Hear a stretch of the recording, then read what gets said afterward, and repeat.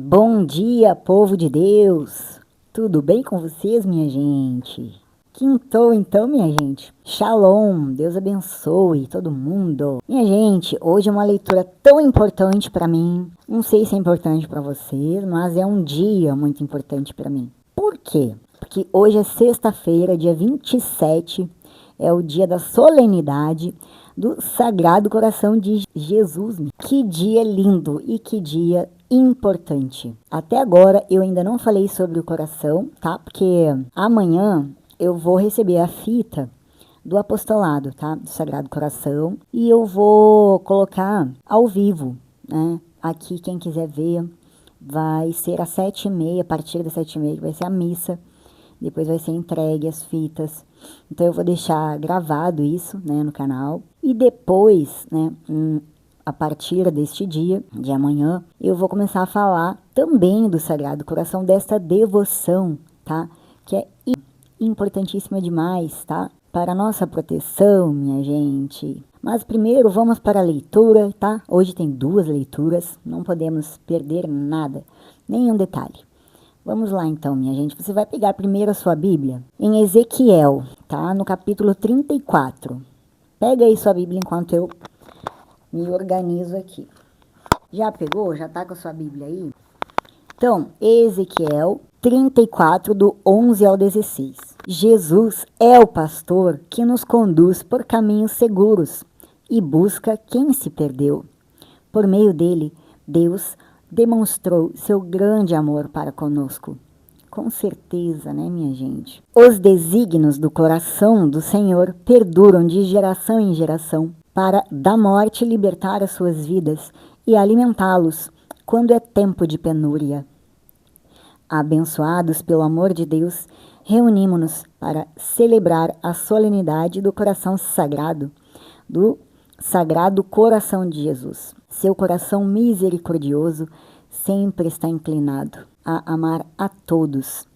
Disponhamos-nos a fazer que esta liturgia seja para nós fonte de onde provém uma torrente de graças. Aquele que é devoto do coração sagrado sabe que isto é uma verdade. Eu falo para vocês, porque antes de falar sobre o coração sagrado, sobre a devoção, né, do Sagrado Coração, eu sempre falo coração sagrado, mas o Sagrado Coração. Você, minha gente, meus irmãos, vocês não sabem quanta chuva de bênçãos, né? E como nós somos abençoados por Deus quando nós temos devoção ao Sagrado Coração de Jesus.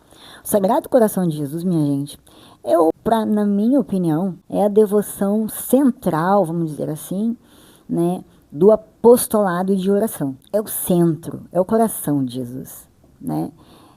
É o lugar onde ele sofreu, onde ele foi humano, né? Onde também ele nos ensinou, né? Tudo que nós precisamos saber para seguir nesta vida aqui, sem se desviar, né?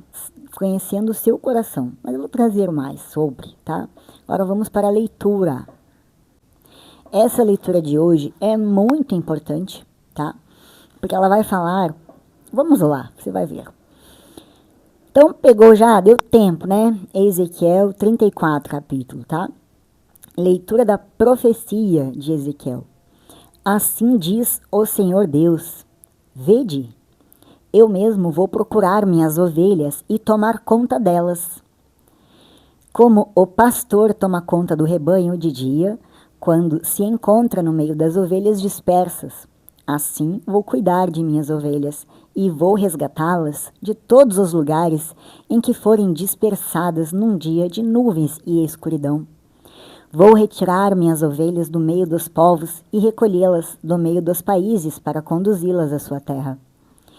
Vou apacentar as ovelhas sobre montes de Israel, nos vales dos riachos e em todas as regiões habitáveis do país.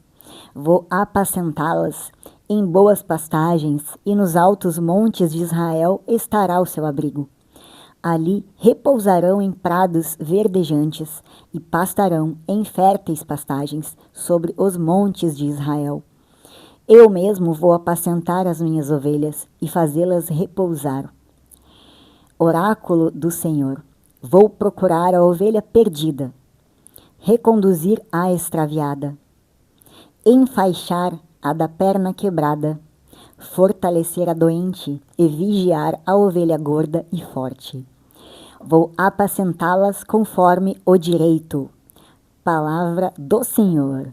Minha gente, é a palavra do Senhor, não é a palavra de qualquer humano, né? Tenha fé, tenha fé. Vamos para a explicação na Bíblia. Vamos lá então para a explicação. Lá no capítulo 34, no versículo 11 ao 16. O verbo para buscarei, em hebraico, biker, é usado em Levítico para se referir ao exame físico de um leproso. Em passagens que tratam de oferta de sacrifícios, o verbo descreve o exame de um animal sacrificial em perspectiva. Lá no versículo 12, embora a maioria dos exilados tenha sido levado para a Babilônia, esse não foi o único país estrangeiro que recebeu israelitas deslocados. Você vai ver em Jeremias, capítulo 43, do versículo 1 ao 7. No versículo 13, essa promessa de restauração, e eu as trarei dos povos e as juntarei das nações e as trarei à sua própria terra, é mencionada no capítulo 11, no versículo 17, e repetida no capítulo 20, no versículo 34, 41 ao 42. A restauração das nações é enfatizada de maneira especial em Ezequiel. Essas três expressões retratam e refletem o êxodo do Egito. Portanto, a ação divina resgatando Israel da Babilônia e devolvendo-a a Canaã segue o modelo do evento redentor formativo no Antigo Testamento, o êxodo do Egito. No versículo 16, Deus é o bom pastor.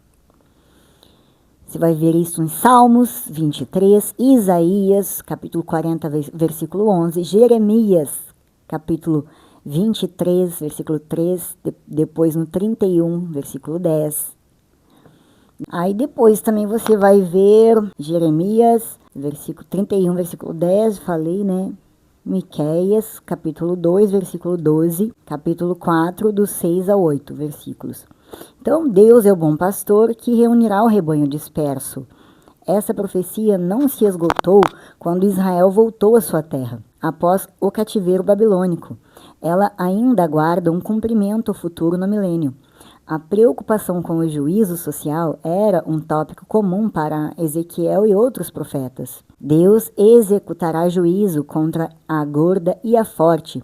São as ovelhas gananciosas que pisoteiam a pastagem boa e enlameiam a água límpida, fartando a si mesmas enquanto despojam os indigentes dos recursos essenciais à vida. Ficou claro, né, minha gente? Deus também tem um juízo para estes.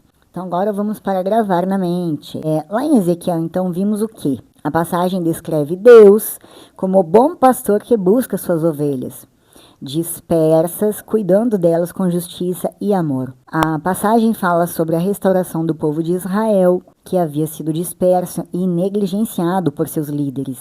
Deus promete resgatá-los, trazê-los de volta à sua terra e alimentá-los em pastos verdejantes e protegê-los. Então, Deus prometeu. O que Deus promete, Ele cumpre. O capítulo 34 do livro de Ezequiel critica os líderes religiosos de Israel, comparando-os a pastores negligentes que cuidavam apenas de seus próprios interesses. Como já falamos, a Bíblia é atualíssima. Quem que não vê hoje em dia assim? Que cuida dos seus próprios interesses e deixa as suas ovelhas de lado, em vez de zelar pelo bem-estar dessas ovelhas e do seu povo. Esses são os pastores negligentes que cuidavam apenas dos seus interesses.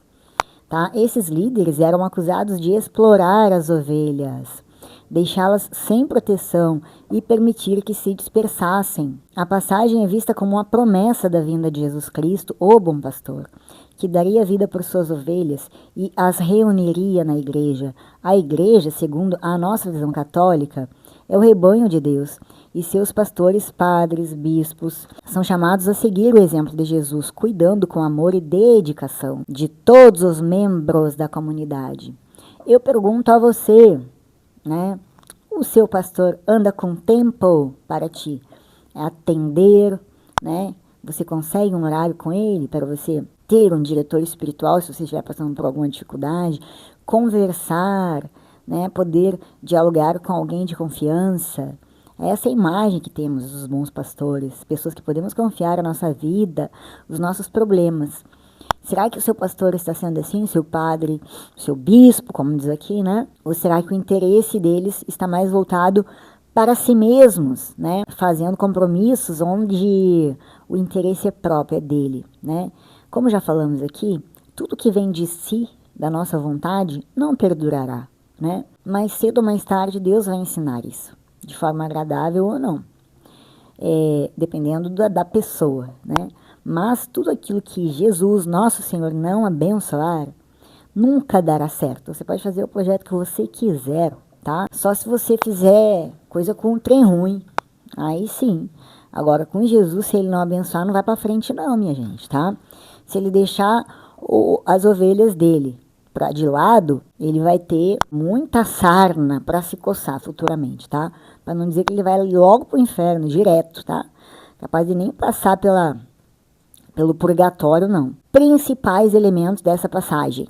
Gente, vocês me desculpem falar assim, tão diretamente, tá? Falando inferno e coisa e tal, mas essa é uma verdade, né? Muitos não gostam de ouvir que existe um inferno, mas existe. Não é. Na Terra você tem livre-arbítrio, você tem corpo, você tem tempo para poder se organizar a sua vida, voltar a Deus e trabalhar para Deus, honrar a quem te deu vida. Agora, depois que você vai embora daqui, meu filho querido.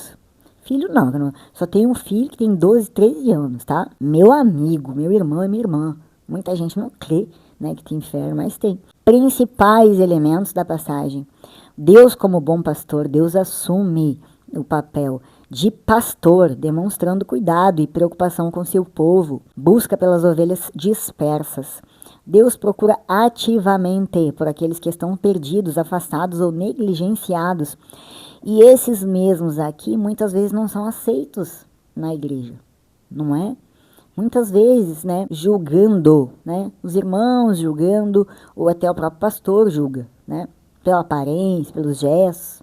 Mas lembrem-se, só chega na igreja quem Deus manda, né? Então, se você não aceitar esta pessoa, você não está aceitando o Senhor Deus.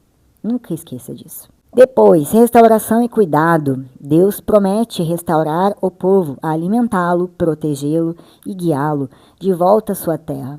Justiça e cuidado. A ação de Deus é guiada pela justiça, que envolve cuidado, proteção e defesa dos mais fracos. Reino da paz e segurança. Deus promete trazer a paz, segurança e prosperidade para seu povo.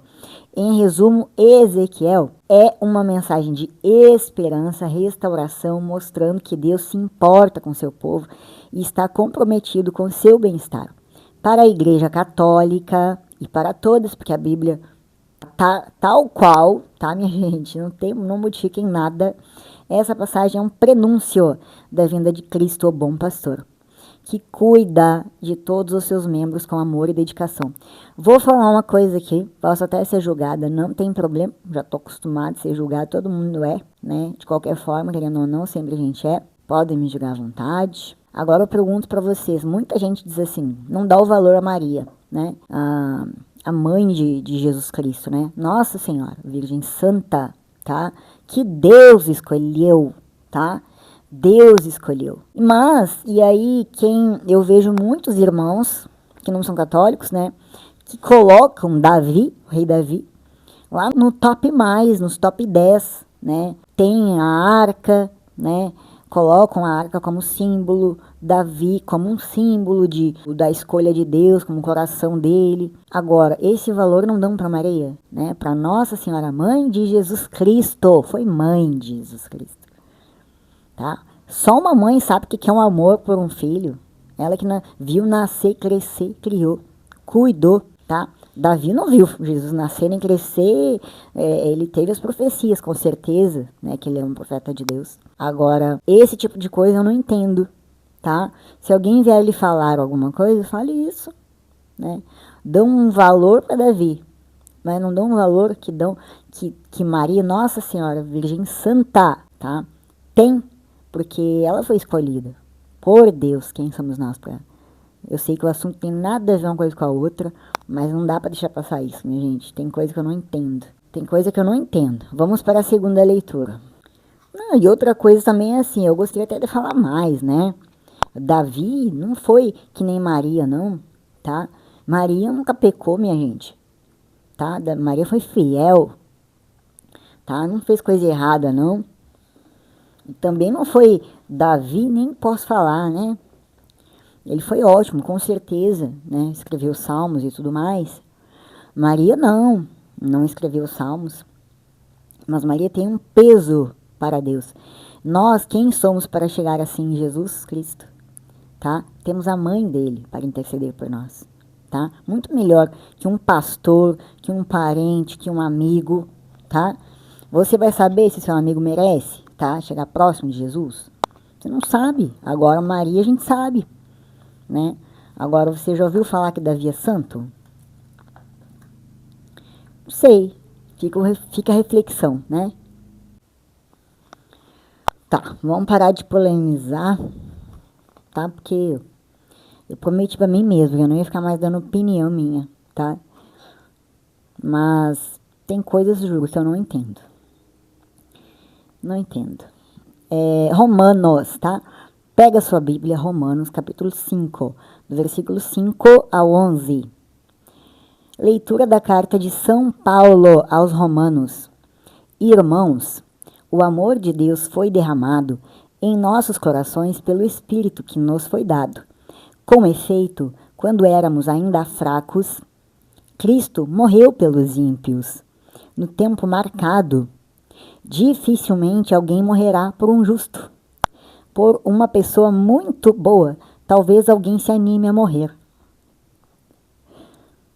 Pois bem, a prova de que Deus nos ama é que Cristo morreu por nós quando éramos ainda pecadores. Muito mais agora que já estamos justificados pelo sangue de Cristo, seremos salvos da ira por ele.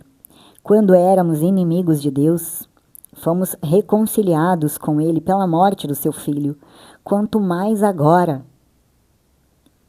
estando já reconciliados, seremos salvos por sua vida. Ainda mais, nós nos gloriamos em Deus por nosso Senhor Jesus Cristo. É por ele que, já desde o tempo presente, recebemos a reconciliação. Palavra do Senhor. Minha gente, eu sou muito, muito, muito devota de São Paulo, apóstolo. Ô, minha gente, se eu nascesse de novo, pudesse escolher, escolheria vir assim, igual uma cabeça assim, né? Nossa, eu sou muito, muito, muito, eu sou muito fã, eu sou muito devota, eu admiro demais, né? A inteligência, a sagacidade no sentido bom, tá? Tudo nele é muito admirável, né? Então vamos lá para a leitura na Bíblia. Vamos para a explicação, minha gente, tá? No versículo 5 do capítulo 5 de Romanos. Tento virar aqui porque tá com a bateria, a gente vai cair tudo, gente. Esse dia caiu tudo. Bom, vamos lá. A esperança cristã é certa, porque o amor de Deus nos é assegurado pelo ministério do Espírito Santo no íntimo de nosso ser, nossos corações. Versículo 6 ao 8. Podemos estar seguros do amor de Deus, visto que Ele fez tanto por nós quando ainda estávamos sem força. Nós éramos ímpios, pecadores e seus inimigos. Jesus, porém, morreu para salvar estas classes de pessoas.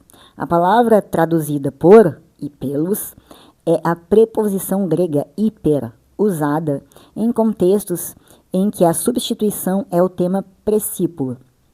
Jesus morreu em nosso lugar. Deus escolhe livremente nos amar e, ao fazer isso, atribui-nos valor por meio da fé em Cristo. Por isso, minha gente, ele é o único caminho, tá? Sem o amor a Cristo não temos salvação, porque ele fez esta reconciliação. Vamos continuar lendo para entendermos.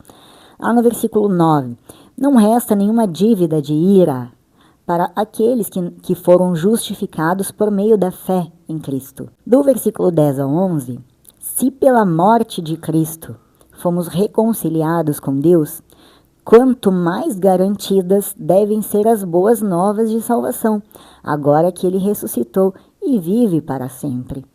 Do versículo do 12 ao 21, eu vou ler que é para finalizar esse capítulo, tá? Este capítulo não digo, mas a interpretação para você entender melhor o contexto. Nesta sessão, do 12 ao 21, nesta sessão, Paulo encerra sua discussão principal a respeito da justificação pela fé, como uma analogia complexa, condensada e controversa.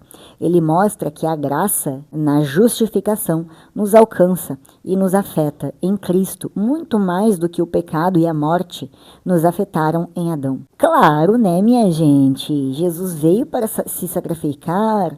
Por causa dele, nós somos reconciliados com Deus, já perdoou, desde que você tenha fé em Jesus Cristo. Não tem dificuldade em entender, né? Quer que eu leia mais uma parte para entender melhor? Ó. Portanto, dá a esse versículo uma certa conexão com a sessão anterior. O pecado e a morte são quase personificados nesta perícope. O pecado reinou na morte. Assim também introduz uma sentença grega longa e difícil. As comparações principais são claras, mas alguns dos detalhes levam os intérpretes a opiniões diferentes. Paulo considera o significado universal, que o primeiro, Gênesis, do versículo 1 ao 3, e o último, Adão, Jesus Cristo, tem para a humanidade. Os biblicistas se dividem sobre a expressão porque todos pecaram.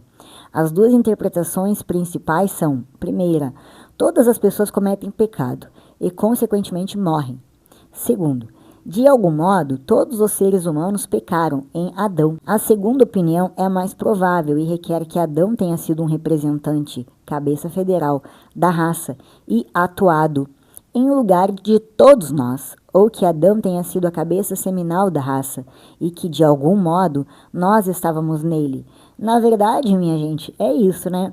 Adão fez um pecado que acabou prejudicando todo o resto da humanidade, tá? Por quê? Porque ele tinha uma responsabilidade imensa, né? O tamanho da sua responsabilidade é como falamos ontem, às vezes a pessoa não quer, não é que ela não quer, às vezes nós temos atitudes, assim como Adão e Eva, da sua própria mente, tá? Atitudes humanas, né? E aí você acaba prejudicando quem não merece, quem não tá nem ali para se defender. E Adão, como já tinha Deus para ele, ele tinha uma importância imensa na criação. Só que ele não foi obediente, né? Ele não foi obediente. Então, isso trouxe consequências na humanidade. Então, você que é menos importante, como eu, né? Se eu fizer uma escolha errada, em quem que vai cair? Naqueles que estão próximos a mim. Meus parentes, familiares, esposo, né? Filho. Vamos continuar. Vamos então agora para você gravar. Se você não entendeu ainda sobre a justificação, agora você vai entender. Por que justificados somos pela fé em Cristo, tá? Em Romanos, no capítulo 5, no versículo do 5 ao 11, a explicação baseada na teologia paulina enfatiza a justificação pela fé em Cristo, que leva à paz com Deus e à esperança da glória futura. Através do sacrifício de Jesus, somos reconciliados com Deus, mesmo sendo pecadores, e recebemos o Espírito Santo, que derrama o amor de Deus em nossos corações. Minha gente, por causa do sacrifício de Jesus, por causa do amor de Jesus, tá? Ele fez o sacrifício, tá? E mesmo nós não sendo merecedores de nada, por isso que eu falei que nada de nós vem, nada do nosso coração vem de bom, o que vem de bom é de Jesus, é de Deus. Tudo é por causa de Jesus, por causa de Deus, por causa da nossa fé. Queremos ser melhores, temos que orar. Queremos fazer coisas boas, ter pensamentos bons, temos que evitar algumas coisas e pedir ajuda para Deus, porque sozinho não temos condições. porque tudo depende de Jesus Cristo, porque foi Ele que fez o sacrifício. Temos que ter esse respeito, né? Entender isso de fato. Então, a justificação pela fé. O texto afirma que somos justificados pela fé em Jesus Cristo, o que significa que somos considerados justos diante de Deus, não por nossas próprias obras, mas pela graça recebida através da fé na obra redentora de Cristo. Paz com Deus. A justificação pela fé nos proporciona paz com Deus, rompendo a inimizade causada pelo pecado. Essa paz é um presente de Deus, fruto da reconciliação com Ele por meio de Cristo. Meu amigo, minha amiga, sem Cristo, ou se você estiver fazendo coisa errada, você nunca vai ter paz, né? Nunca você vai ter paz. Você sempre vai... Então você não quer mais fazer, né? Nada do que é de pecado, tá? É ruim, de certa forma, tá? Vocês tomam umas cachaças, vamos supor, tá? Alcoólatra. Vamos supor que você tomou umas cachaças. Tudo bem que você tomasse né? Mas você quer tomar 3 garrafas de cachaça todo dia, né? Mas você quer ir na igreja igual? Como é que você vai agradar Jesus assim? A cachaça não vai deixar você trabalhar. Como é que você vai ajudar um irmão bêbado, né? Não tem como. Se você pedir para Jesus, ele vai lhe ajudar, desde que você não cruze na frente do bar, né? Porque aí você vai estar brincando com o inimigo, né? Sabemos que não pode brincar, pode dar conversa.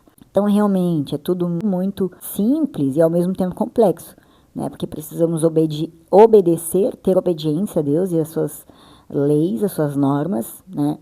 Para que tenhamos essa paz, ela não tem preço, né? Não tem preço. O temor a Deus, né? Pensar que sem Cristo, sem Deus, sem a paz de Deus, não podemos ficar, né? O que adianta você ter trilhões na sua conta, né? Mas você não tem paz, né? Aí você fica doente ou dá um acidente, alguma coisa, seu corpo, tudo vai embora, né? Fica só as suas obras, a sua fé, né? Isso que você vai levar no momento do julgamento, você vai estar presente, sim, você vai entender as coisas melhor, só que aí já não tem mais volta, né? Vamos continuar, senão eu vou ficar falando até amanhã. Então, minha gente, a certeza da salvação. O texto enfatiza, tá? Que tendo sido justificados pela fé e reconciliados com Deus, podemos ter certeza da nossa salvação e da nossa esperança na vida eterna. Então, se você tem certeza da sua salvação, é porque você anda muito bem, né? Você está tratando todo mundo bem. Chegou de noite, Jesus fez tudo de bom, fiz. Tem gente que é capaz, minha gente, tá? Tem gente que consegue, né? Com muito esforço, muito tempo de vida, consegue. Por que não? Né? É possível sim, mas esta pessoa tem ciência que nada vem dela, que é tudo de Deus, tudo próprio de Deus, né? Reconhecimento. Então, minha gente, ó, todos nós queremos ser felizes, né? O nosso coração tem sede de felicidade e de Deus. Isso se chama esperança. E Paulo vai dizer, e a esperança não decepciona, porque o amor de Deus foi derramado em nossos corações pelo Espírito Santo que foi nos dado. Amém, que graças ao bom Deus, meu Deus do céu, graças a Jesus Cristo, né? A sua esperança não será frustrada, porque ela vem do amor de Deus, né, minha gente? Valorizemos isso enquanto é tempo, tá? O seu marido, a sua esposa, os seus filhos, o padre, os irmãos, seu chefe, seja lá quem for, pode te decepcionar o amor deles, tá? Mas o amor de Deus não decepciona, nunca, tá? Vamos agora para o Evangelho. Vamos lá agora para o Evangelho de Lucas, capítulo 15, versículo 3 ao 7. Eu sou o bom pastor, conheço minhas ovelhas e elas me reconhecem. Que bonito, gente. Proclamação do Evangelho de Jesus Cristo segundo Lucas. Porque Deus é tão simples, minha gente, né? Imagina um presidente da república, um presidente, uma pessoa assim muito importante falando isso, né? Eu sou o bom pastor, eu sou se colocando numa simplicidade, né? Numa humildade. Você nunca vai ver isso, né? Você nem veio falar sobre Deus, imagina. Bom, naquele tempo, Jesus contou aos escribas e fariseus esta parábola. Se um de vós tem 100 ovelhas e perde uma, não deixa as 99 no deserto e vai atrás daquela que se perdeu até encontrá-la? Quando a encontra, coloca-a nos ombros com alegria e, chegando a casa, reúne os amigos e vizinhos e diz: Alegrai-vos comigo! Encontrei a minha ovelha que estava perdida. Eu vos digo, assim haverá no céu mais alegria por um só pecador que se converte do que por 99 justos que não precisam de conversão. Vamos agora para a explicação na Bíblia. Esta é uma parábola bem conhecida, parábola da ovelha perdida, muito conhecida, né? Vamos agora explicar na Bíblia.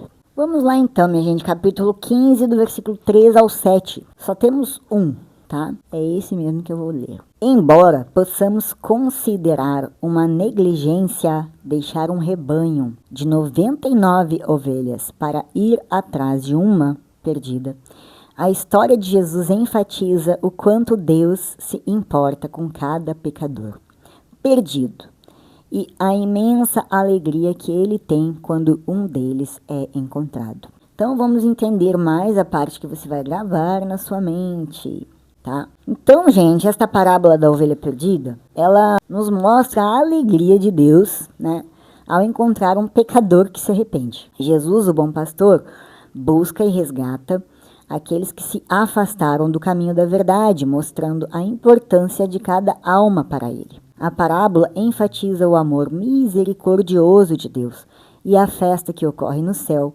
quando um pecador se converte. Contexto, vamos entender melhor. Jesus conta esta parábola em resposta às críticas dos fariseus e escribas, que o acusavam de se aproximar de pecadores e publicanos. A ovelha perdida.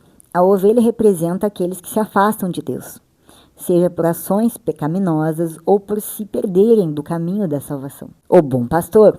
Jesus se identifica como o bom pastor que busca a ovelha perdida, mostrando o seu amor e desejo de resgatar cada pessoa. Alegria no céu.